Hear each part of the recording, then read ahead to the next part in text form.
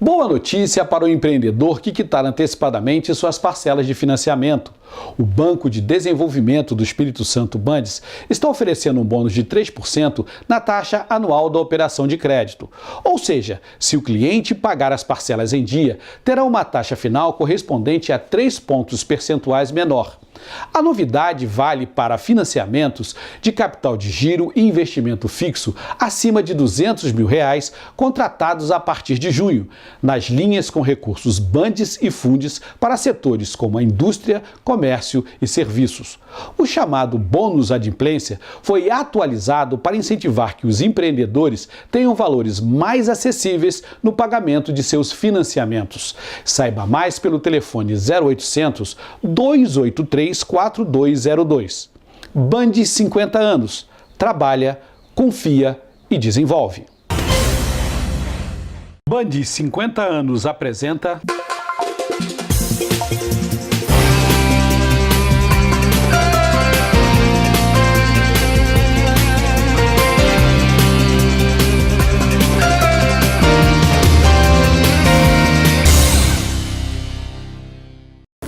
Olá, bem-vindo a Mercados e Negócios, nosso papo semanal sobre economia. Hoje o nosso assunto é economia nacional. A grave crise política que o país vem atravessando está afetando os rumos da economia. Aqui para conversar com a gente sobre esse assunto está o economista Eduardo Araújo. Eduardo, obrigado por sua presença mais uma vez aqui em Mercados e Negócios. A primeira pergunta que eu te faço é isso: o Brasil estava começando a sair do atoleiro, os indicadores mostravam que a inflação estava reduzindo, havia uma retomada e parece que essa perspectiva hoje se perdeu. Ela ainda vale? Nós estamos saindo, a situação está cada vez pior a partir dessa crise política. Olá, Roberto. Olá para você que assiste Mercados e Negócios.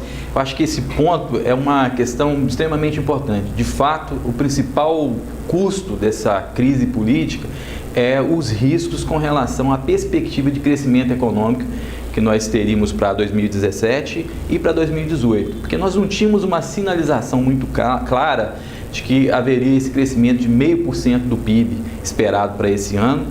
E para 2018, a sinalização da economia já melhorava, e o principal ponto é com relação à perspectiva das reformas, porque quando a gente fala do cenário macroeconômico, nós só tínhamos um cenário que, do ponto de vista da inflação, menor inflação da década, né, caindo aí em 4%, taxa de juros caindo para 8%, e a gente tinha um problema das contas públicas que, com as reformas, ainda que polêmicas reformas, mas elas tendiam a resolver o problema do endividamento do setor público, que nos criaria uma condição de voltar àquela situação de pleno emprego que nós tínhamos em 2014. Talvez isso poderia acontecer por mais um tempo, em 19, em 18, e agora essa crise política, de fato, colocou um risco maior desse cenário não se concretizar.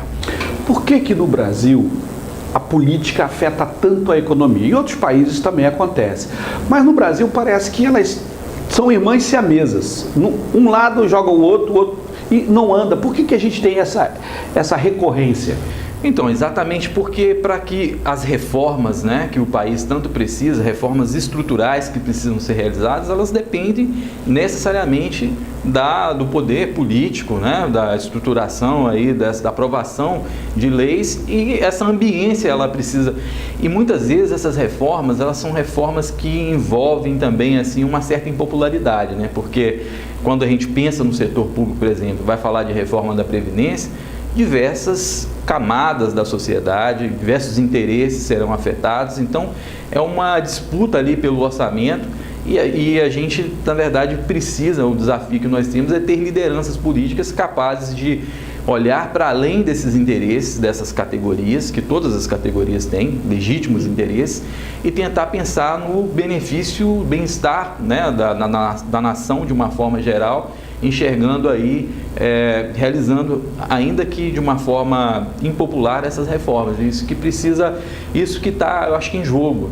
Quer dizer, agora a gente tem já, querendo ou não, a eleição presidencial de 2018 está na mesa. E aí começam os interesses individuais, cada um quer puxar para o seu lado. Quer dizer, isso inviabiliza as reformas, quer dizer, já que precisa de ser impopular e agora todo mundo vai querer ser popular para poder ganhar a eleição?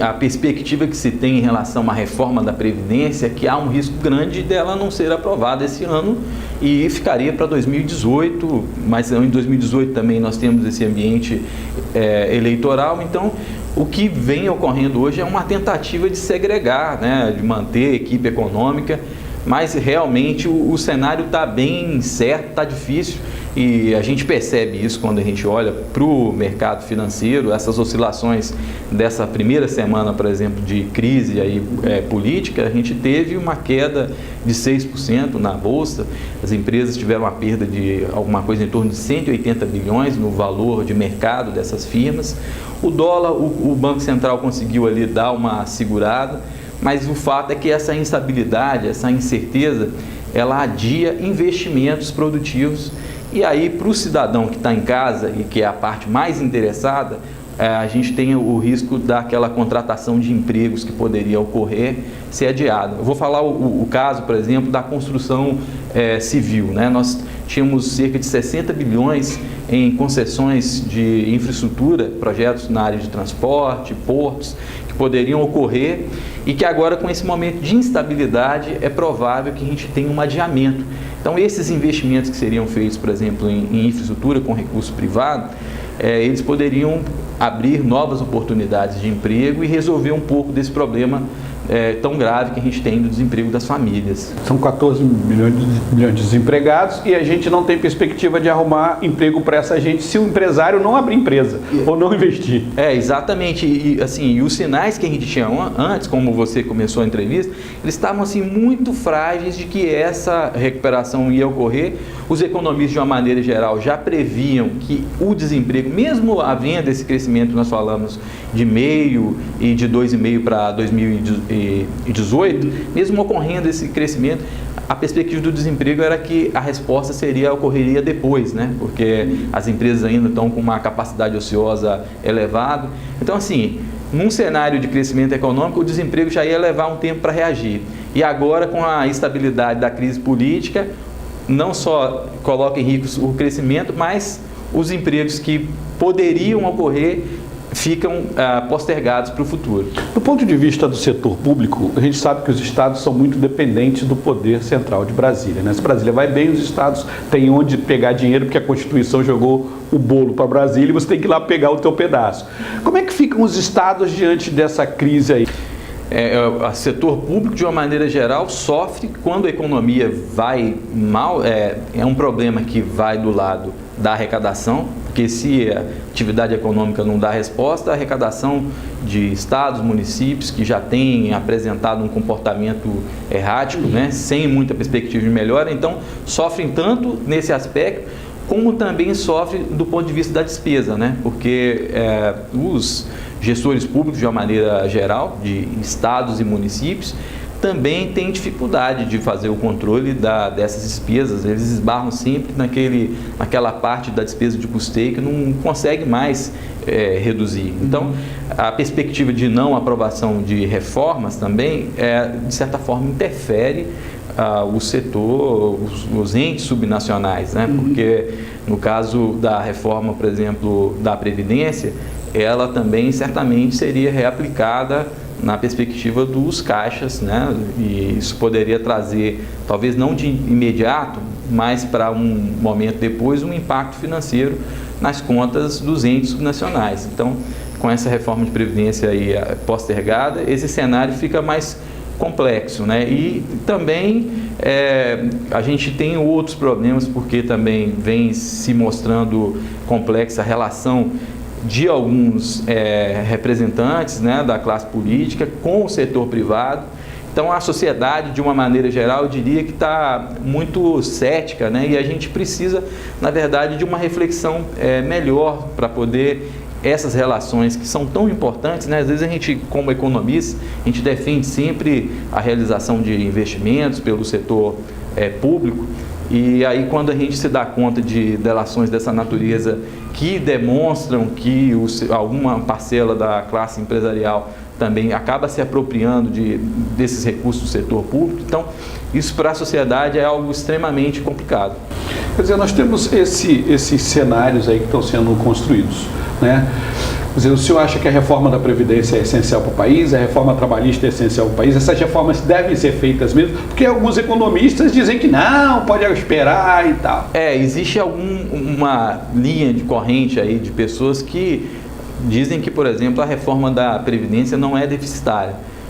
Na minha opinião, a reforma é deficitária, né? E essa perspectiva que as pessoas às vezes tentam na hora de classificar que alguns recursos poderiam ser utilizados para financiar a Previdência e que existem N argumentos, mas que na avaliação geral o principal retrato que nós temos disso é que nós devemos chegar esse ano com um déficit nas contas do governo federal de 170 bilhões de reais.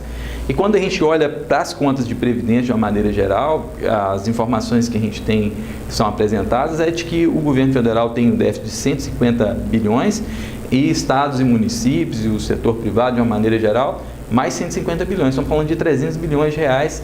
Então entendo que essas reformas precisam de fato ser feitas. É natural que toda parcela, né, o setor, o funcionalismo público vai reivindicar a sua parte. Todos vão ter que reivindicar, mas eu entendo que todos também precisam dar a sua cota de contribuição, porque a gente está falando de recurso do futuro, né? Então, resolver um problema hoje para poder você ter condições de garantir esse pagamento no futuro. Agora, quando a gente pensa nessas reformas, a gente também tem que levar em consideração de que existem investimentos sociais que são prioritários e precisam ser mantidos. Então, a gente fala de reforma no setor público para controlar o problema do endividamento, mas sem esquecer, de fato, de que tem áreas, por exemplo, o próprio benefício de prestação continuada, que atende idosos. Esse benefício ele é extremamente social, extremamente eficaz para resolver o problema, por exemplo, de empobrecimento de muitas famílias e atende uma parcela muito frágil de idosos, precisa ser mantido. Então a gente está falando de coisas, o Bolsa Família, né, que também é um programa que, quando se faz uma avaliação de políticas públicas, muito bem direcionado. Então, a gente está falando em trabalhar com esses recursos que são escassos. Bom seria se a gente tivesse num outro momento em que conseguisse fazer com que esses recursos chegassem a todos da forma como está, mas as evidências que nós temos é que não é possível e a gente precisa detectar as prioridades. Quer dizer, se a gente não cuidar disso, o endividamento público será tão grande que nós não inviabilizaremos o país. As pessoas têm que começar a pensar também. O endividamento já está alto, tende a crescer, o impacto dele tem a ver com taxas de juros mais elevadas, né? À medida que a gente tem que os investidores, de uma maneira geral, financiam a dívida pública, tem uma percepção de risco, a tendência é de que as taxas de juros que caminhavam, né, para uma redução se elevem no futuro, e taxas de juros mais altas significa você estar cortando o crescimento econômico e também reduzindo oportunidades de emprego para as pessoas. É disso que nós estamos falando. Estamos falando de produtividade da economia, estamos falando de crescimento e de empregos. Então, são escolhas que devemos fazer. Agora, naturalmente, a parte da população fica cética porque defende-se uma reforma da Previdência, enquanto temos evidência de que precisamos fazer também uma reforma política. Então, eu acho que existe um pouco essa questão, olha, vamos fazer todo um esforço da sociedade para poder priorizar a reforma de Previdência, enquanto, por outro lado, nós temos desvios escandalosos e que são valores bilionários. E o que está sendo feito de fato para resolver isso, né? Porque não adianta também a gente pensar em substituir só uma liderança ou outra se a forma como esse sistema funciona. Eu não sou especialista da área política, mas eu acredito que há uma reflexão que precisa ser feita nessa área. A gente tem sempre a percepção, né, a sociedade, eu como jornalista, de que a gente tem que fazer o sacrifício. Mas eles não precisam fazer sacrifício nenhum em hora nenhuma. Quer dizer, ao contrário, acham que a gente vai sustentá-los ad eterno, né? Olha, faz reforma da Previdência, faz reforma trabalhista, faz reforma... Agora, reforma política não, aí não mexe com a gente não. O interessante é que o recurso é da sociedade, né? Nós escolhemos representantes para poder fazer a melhor alocação desses recursos, né? E se a gente percebe que, por um lado, né, está se exigindo controles e que as pessoas abram mão, e por outro, está tendo vazamentos, esses vazamentos precisam ser corrigidos. E assim, o que nos preocupa mais é que existem outras reformas também importantes que começavam a ser pautadas e que precisam também ser retomadas. Por exemplo, a reforma tributária, né? As empresas hoje, de uma maneira geral, não é só a carga tributária alta, não é esse só o ponto quando a gente fala de reforma tributária. A gente fala também da complexidade que uma empresa tem de recolher tributos. Então, uma alteração dessas normas, né, a gente ter um ambiente político para poder avançar para uma reflexão dessa é extremamente necessário.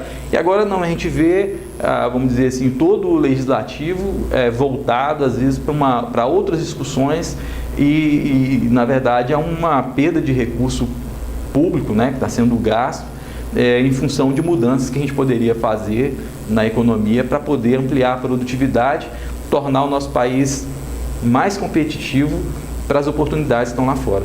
Mais uma vez o Brasil perde oportunidades, né? Nós estamos, mas eu acredito, eu sou uma pessoa que acredito na capacidade também que os brasileiros têm de superar as crises, e eu acho que a gente vai conseguir superar mais essa crise. Agora é importante a gente não perder de foco essa necessidade de lideranças realmente comprometidas com o desenvolvimento de longo prazo do país, com essas reformas que precisam ser feitas, e também a gente encontrar soluções para se resolver esse ambiente político que tem, às vezes, uma relação de setor público e privado que gera bastante dúvidas. Eduardo, eu queria agradecer mais uma vez sua presença aqui em Mercados e Negócios, convidar para voltar sempre, a gente continuar batendo papo, que as pessoas gostam de saber como é que os outros estão pensando em relação às reformas e à economia do país. Obrigado, Roberto. Estamos à disposição sempre que precisar e espero que a gente consiga, de fato, ter melhores dias, né? Uma melhor perspectiva para o crescimento da economia do país, aqui do Espírito Santo, que afinal de contas, há muita gente desempregada em busca de oportunidades e a gente precisa resolver isso. Mais uma vez, obrigado. Obrigado por assistir Mercados e Negócios. A gente volta na próxima semana com uma nova entrevista. Mercados e Negócios, traduzindo o economês para o português.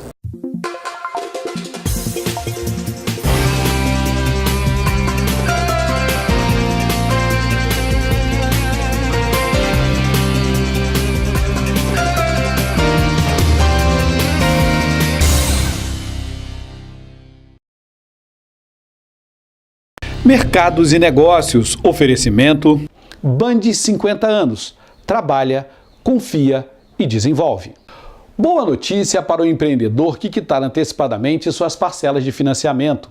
O Banco de Desenvolvimento do Espírito Santo Bandes está oferecendo um bônus de 3% na taxa anual da operação de crédito.